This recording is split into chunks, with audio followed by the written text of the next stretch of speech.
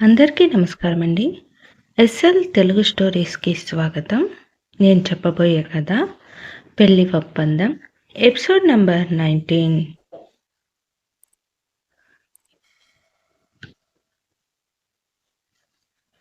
మరిన్ని కథల కోసం నా ఛానల్‌ని సబ్స్క్రైబ్ చేయండి.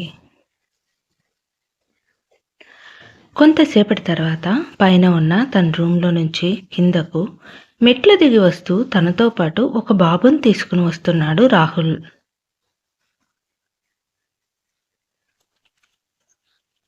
ఆ బాబు వైపు చూస్తూ ఉన్న మిహిరకు పిల్లాడి మొహం కనబడలేదు, కానీ ఆ పిల్లాడికి 5 సంవత్సరాల వయసు ఉంటుందని అనుకుంది.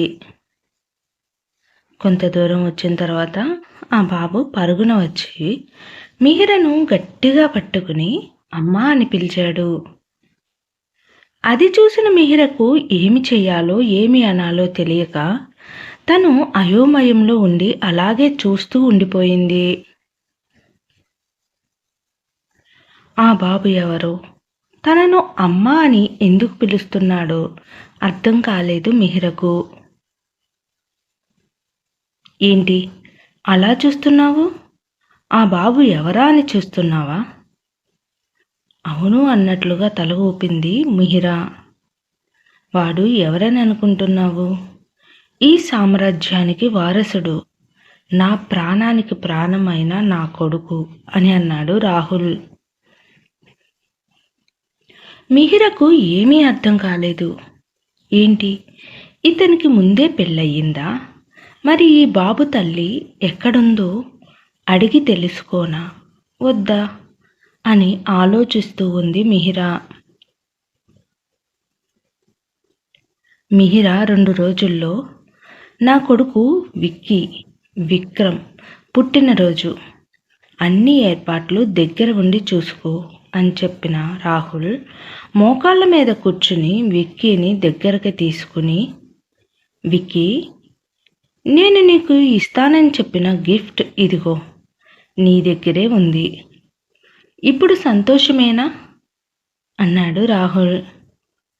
నాకు చాలా హ్యాపీగా ఉంది డాడీ, మిహిరా అమ్మను నాకు గిఫ్ట్గా ఇచ్చినందుకు అని ఆ పిల్లాడు అనగానే మిహిరా ఒక్కసారిగా షాక్ అయ్యింది.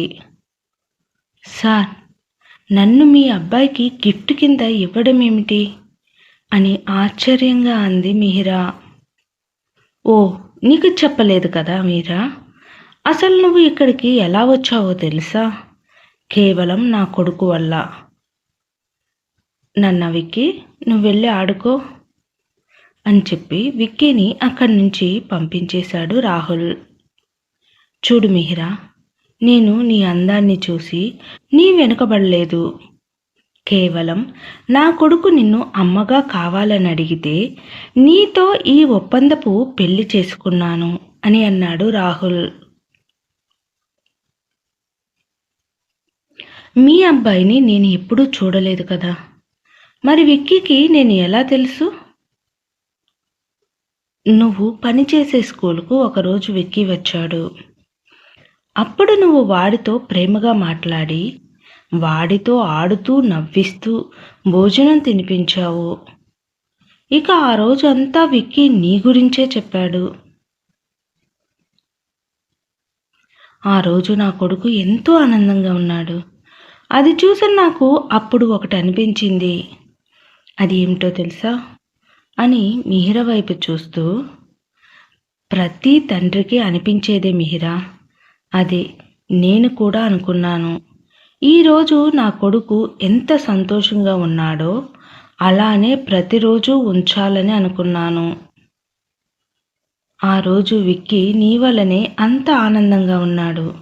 అందుకే వాడికి నిన్ను అమ్మగా తన పుట్టినరోజు కంటే ముందుగానే గిఫ్ట్ ఇవ్వాలని అనుకుని, అప్పుడు నీ గురించి తెలుసుకొని, ఇంకా మీ బ్యాంక్ లోన్ విషయం తెలుసుకుని మీ ఇంటికి ఆ బ్యాంక్ నోటీసులు పంపించి దానిని నేను తీర్చగలనని నిన్ను నమ్మించి ఇలా నా ఇంట్లోకి నిన్ను తీసుకుని వచ్చాను అని రాహుల్ చెప్పగానే,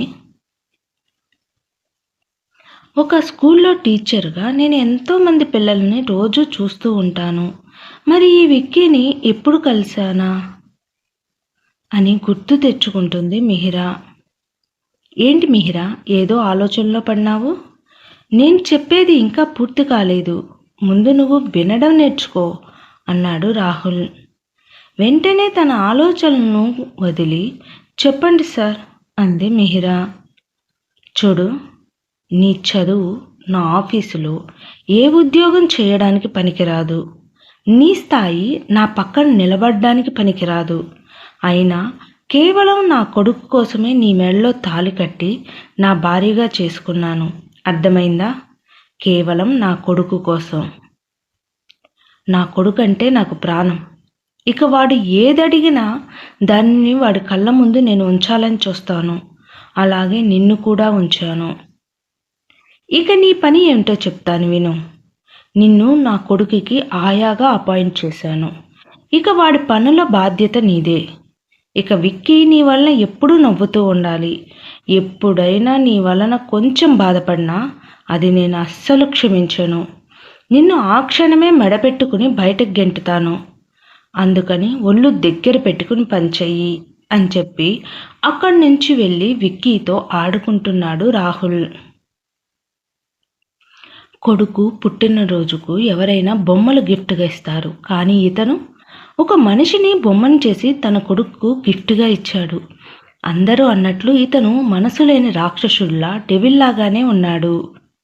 నేను మా అమ్మా నాన్న కోసం నా మనసు చంపుకుని ఈ ఒప్పందంను ఒప్పుకుంటే, మనసు లేని ఇతను తన కొడుకు కోసం మనుషుల మనసులను చంపి బొమ్మలను చేసి వారితో వారి జీవితాలతో ఆడుకుంటున్నాడు అని మనసులో అనుకుంటూ అక్కడే కూలబడిపోయి కూర్చుని ఏడుస్తుంది మిహిరా. సూర్యకు మత్తు దిగి మెలకువ వచ్చింది.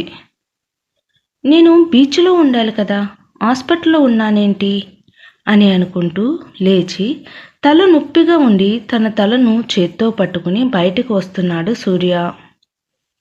ఇంతలో అక్కడికి ఒక నర్సు వచ్చి, లేచారా సార్? మీరు తాగి ఎక్కడ పడితే అక్కడ పడిపోతే, మీరు ప్రేమించిన మిమ్మల్ని మోసం చేసి వెళ్ళిపోయిన అమ్మాయికి నష్టం ఏమీ ఉండదు. కానీ రాత్రి నుంచి మీకోసం ఏడుస్తూ ప్రాణం మీదకు తెచ్చుకున్న మీ తల్లిదండ్రులకు మాత్రం నరకంలా మారింది అని కోపంతో అంది. నర్సు మాటలు విన్న సూర్య ఏం చేశాడు? తన తండ్రిని ఆ పరిస్థితుల్లో చూసిన సూర్య పరిస్థితి ఏమిటి? మిహిరా తల్లిదండ్రులకు అసలు విషయం తెలుస్తుందా? ఇక ఇదంతా మనం తరువాయి భాగంలో చూద్దాము. నా కథ నచ్చినట్లయితే దయచేసి సబ్స్క్రైబ్ చేసి, లైక్ చేసి, షేర్ చేయండి. Thank you. ప్లీజ్